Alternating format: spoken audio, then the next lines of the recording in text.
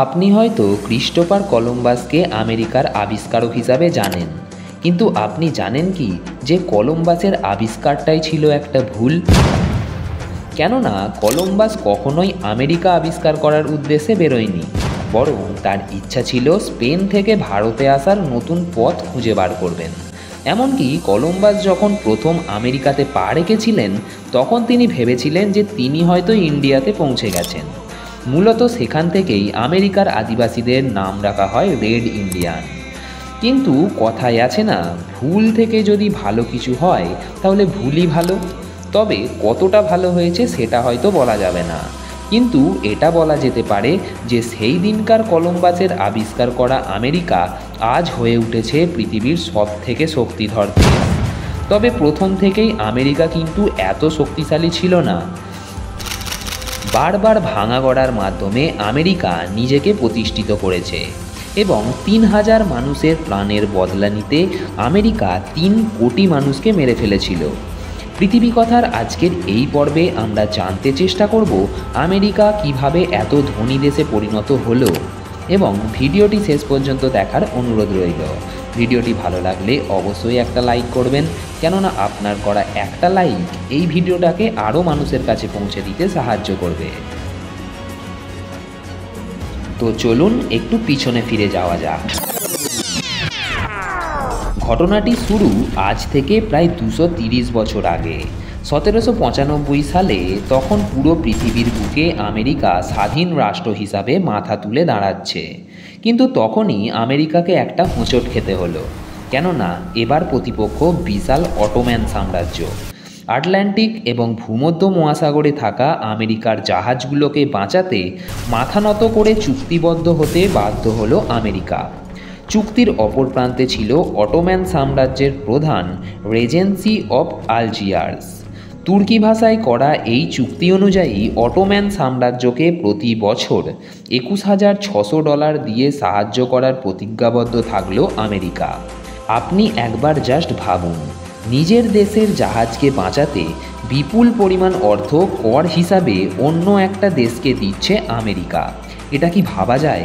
অথচ দেখুন, বিশাল অটোম্যান সাম্রাজ্যের অস্তিত্ব আজ নেই। অন্যদিকে পুরো বিশ্বে অন্যতম সুপার পাওয়ার এই আমেরিকা। এইভাবেই পতন হয় এক সাম্রাজ্যের এবং প্রতিষ্ঠিত হয় আর একটা সুপার পাওয়ার। আজ হয়তো আমেরিকা ক্ষমতায় আছে, কাল হয়তো অন্য কেউ সেই জায়গাটা নেবে। তবে আমেরিকার সুপার পাওয়ারের আসনে বসার পিছনে যে দুটো জিনিস সব থেকে বেশি কাজ করেছে, সেগুলো হলো প্রথম বিশ্বযুদ্ধ এবং দ্বিতীয় বিশ্বযুদ্ধ। জার্মানি, ইতালি, ফ্রান্স প্রভৃতি ক্ষমতাধর দেশগুলো যখন প্রথম বিশ্বযুদ্ধে বিধ্বস্ত হয়ে পড়েছিল, তখন অনেকটা বাড়তি সুবিধা পেয়েছিল আমেরিকা। কিন্তু কিভাবে? এর সবথেকে বড় কারণ ছিল আমেরিকার ভৌগোলিক অবস্থান। কেননা আপনি যদি আমেরিকার ম্যাপের দিকে তাকান, তাহলে দেখতে পাবেন পূর্বে রয়েছে প্রশান্ত মহাসাগর, পশ্চিমে আটলান্টিক মহাসাগর, উত্তরে কানাডা এবং দক্ষিণে লাতিন আমেরিকার বিভিন্ন দেশসমূহ। এর ভিতরে কানাডা সর্বদাই বন্ধুভাবাপন্ন দেশ। অন্যদিকে লাতিন আমেরিকার দেশগুলো আয়তনে ছোট হওয়ায় আমেরিকার বিপক্ষে যাওয়ার মতো ক্ষমতা তাদের ছিল না। ফলে ভৌগোলিকভাবে দারুণ নিরাপদে রয়েছিল আমেরিকা।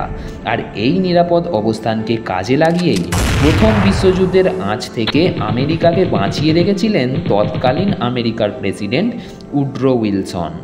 সেই সময় যুদ্ধে জড়াবার বদলে ব্যবসায়িক কেন্দ্রে পরিণত হয় আমেরিকা।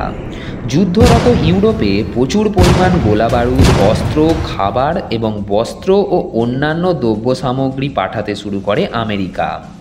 1993 সালে আমেরিকার রপ্তানির আয় যেখানে ছিল মাত্র $2.4 বিলিয়ন, 1917 সালে এসে সেটা পৌঁছে যায় $6.2 বিলিয়ন, অর্থাৎ প্রায় 2.5 গুণ। যেহেতু সেই সময় বিশ্বের বাকি বড় বড় সুপার পাওয়ারগুলো প্রথম বিশ্বযুদ্ধে সরাসরি জড়িয়েছিল, ফলে সেই সমস্ত দেশের অর্থনীতি ধীরে ধীরে ডুবলেও যুদ্ধ থেকে নিজেদের দূরে সরিয়ে রাখা আমেরিকা ব্যবসা বাণিজ্য করে তাদের অর্থনীতিকে আরও মজবুত করে তুলেছিল। জার্মান ও সোভিয়েত ইউনিয়নের পোল্যান্ড আক্রমণের মধ্যে দিয়ে যখন দ্বিতীয় বিশ্বযুদ্ধ শুরু হয়, তখনও আমেরিকা ছিল হাত গুটিয়ে। তবে এবারও ব্যবসায়িক বৃদ্ধির সদ্ব্যবহার করেছিল আমেরিকানরা। 1939 সাল থেকে 1941 সাল এই 2 বছর যুদ্ধে জড়ায়নি আমেরিকা। আমেরিকা যতই গা বাঁচিয়ে চলার চেষ্টা করুক, তার শেষ রক্ষা আর হয়নি। 1941 সালের 7ই ডিসেম্বর জাপানি নৌসেনা আমেরিকার একটি বড় জাহাজে আক্রমণ চালায়। এতে জাহাজে থাকা নিরস্ত্র প্রায় 3000 আমেরিকান সাধারণ মানুষের মৃত্যু হয়। ফলে যে আমেরিকা এতদিন যুদ্ধবিরোধী ছিল, যুদ্ধ থেকে নিজেদেরকে সরিয়ে রাখত, এইবার সেই আমেরিকানদের আচরণই হয়ে ওঠে ক্ষুধার্ত বাঘের মতো। ফলে আমেরিকা জাপানের সাথে সরাসরি যুদ্ধে জড়ালো এবং আমেরিকা ঘটিয়ে ফেলল মানব সভ্যতার সবথেকে লজ্জাজনক ঘটনা। আমেরিকা যুদ্ধবিমান থেকে পরপর নেমে এলো 2টো পারমাণবিক বোমা। একটা ফেলা হলো জাপানের হিরোশিমা এবং আরেকটা বোম ফেলা হলো নাগাসাকির ওপর। ফলে জাপানের প্রায় 3 কোটি সাধারণ মানুষের মৃত্যু হয়। এই ঘটনার কিছুদিন পরেই জাপান আমেরিকার কাছে আত্মসমর্পণ করে এবং আমেরিকা তার নিজের অকাত বুঝিয়ে দেয়। এর ফলস্বরূপ আমেরিকাকেও অনেক নিন্দার ঝড় সহ্য করতে হয়। কিন্তু এই সময় বাকি সমস্ত দেশের থেকে আমেরিকা একটু আলাদাই ছিল। প্রথমত, আমেরিকা তার নিজের ভূখণ্ডকে কখনোই আক্রান্ত হতে দেয়নি। অর্থাৎ অন্যান্য দেশগুলো যেখানে ছিল যুদ্ধবিধ্বস্ত, সেখানে আমেরিকা ছিল একদম ঠিক। আমেরিকার আর একটা সুপার পাওয়ার হওয়ার মূল কারণ হলো যুদ্ধের সময় বেশিরভাগই দেশগুলো আমেরিকার বাণিজ্যের ঋণ মিটিয়েছিল সোনা দিয়ে। এছাড়াও জার্মানদের ভয়ে ইউরোপের বেশিরভাগ দেশগুলো তাদের সোনা পাঠিয়ে দিত কানাডা সহ আমেরিকায়। এর ফলস্বরূপ যুদ্ধের পর দেখা গেল পৃথিবীর সোনার রিজার্ভের প্রায় 3 ভাগের 2 ভাগই চলে গেছে আমেরিকার হাতে। দ্বিতীয় বিশ্বযুদ্ধ তখনও চলছে, ইউরোপ মহাদেশ তখনও অশান্ত। ফলে ইউরোপের দেশগুলোর রাষ্ট্রপ্রধানরা মিলে তৈরি হলো বেটন হাউস এগ্রিমেন্ট। 1944 সালে আমেরিকার মাউন্ট ওয়াশিংটন হোটেলে 44টি দেশের প্রতিনিধিদের নিয়ে হওয়া এই সম্মেলনেই রচিত হলো বিশ্বের আরও 2টো বড় ইতিহাস। তৈরি হলো ওয়ার্ল্ড ব্যাংক এবং IMF। এর পাশাপাশি আরও কয়েকটি গুরুত্বপূর্ণ সিদ্ধান্ত নেওয়া হলো। আমেরিকায় প্রচলিত ডলারকে ওয়ার্ল্ড কারেন্সিতে পরিণত করার সিদ্ধান্তও নেওয়া হলো।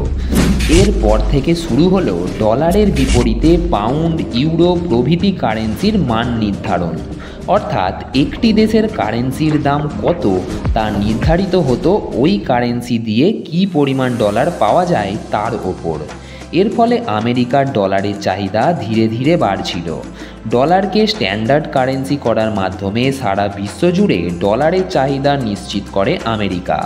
ফলে ডলারের চাহিদা আরও বেড়ে যায়। বিভিন্ন অঞ্চলের যুদ্ধ থেকে নিজেদের স্বার্থ হাসিল করে নেওয়ার কূটনীতি করে থাকে এই আমেরিকা। এছাড়াও আমেরিকার অর্থনীতির পাশাপাশি তাদের সামরিক শক্তিকেও ধীরে ধীরে মজবুত করছে। বর্তমান বিশ্বের সামরিক দিকে তাকালে আমেরিকা প্রথম স্থানে রয়েছে। এতক্ষণে আপনি হয়তো বুঝে গেছেন যে কিভাবে ধীরে ধীরে আমেরিকা বিশ্বের সুপার পাওয়ারে পরিণত হয়েছে। চীন কিভাবে এত শক্তিশালী হয়ে উঠল সেই বিষয়ে জানতে এন্ড স্ক্রিনে দেওয়া এই ভিডিওটি দেখে নিন। ভিডিওটি ভালো লাগলে অবশ্যই একটা লাইক করুন, আর চ্যানেলে নতুন হয়ে থাকলে চ্যানেলটিকে সাবস্ক্রাইব করে পাশের বেল আইকনটি ক্লিক করে রাখুন। দেখা হবে পরের কোনো একটা ভিডিওতে আরও একটা নতুন ইন্টারেস্টিং টপিকের সঙ্গে। ততক্ষণ ভালো থাকবেন, সুস্থ থাকবেন। Bye bye.